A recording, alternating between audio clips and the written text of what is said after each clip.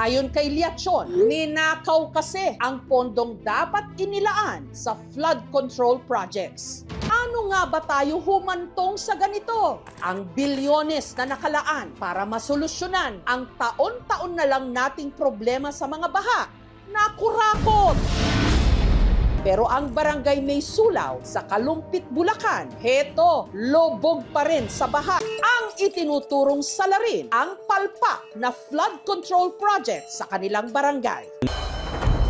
Sa Lucena, Quezon, ang flood control project na nagkakahalaga raw ng humigit kumulang 100 million pesos na videohan ang pagguho.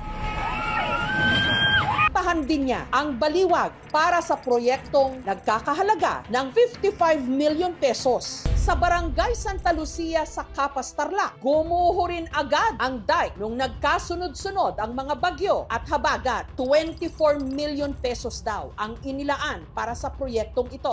Sa probinsya naman ng Oriental Mindoro na binanggit din ni Senator Lacson sa kanyang privilege speech, siyam na dike ang gumuho rin, kabilang na ang isang ito sa bayan ng Bungabong na ang ginastos 217 million pesos. Nabisong ilang palpak na flood control project sa Quezon City. Umaabot yan sa 14 billion pesos ang kabuang halaga. Higit 40 proyekto raw sa lungsod ang pare-pareho ng pondo mula 14 hanggang 94 million pesos. Ang budget ng proyekto pero nang puntahan ng News 5 tila wala pa ito sa kalahati at nakatiwangwang ang mga materyales.